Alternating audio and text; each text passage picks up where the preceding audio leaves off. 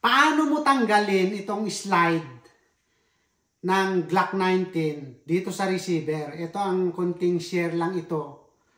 Lalong-lalo na kung parehas kitang bagong nagkaroon din ng Glock is ito. Panoorin mo. Safety check muna.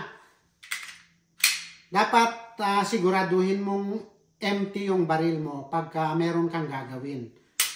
Napakagandang habit yung every time na gagawa ka o every time na hawakan mo yung baril is i-safety check mo.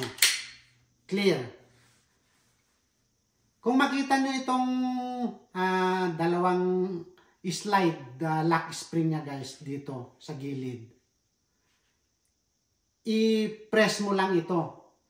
Pagsabayin mo lang ibaba, pero bago mo i-press pababa, hilain mo muna itong slide paatras. Ayan. Konting atras lang. Then, pagsabayin mong i-press pababa yung slide lock niya, then kalabitin mo.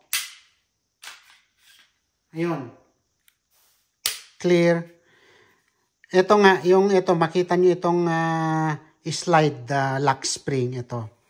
Kabilaan.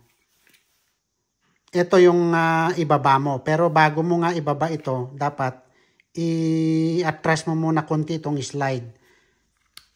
Konti lang. Konting atras lang. Tapos itong slide lock spring, pagsabayin mong ibaba.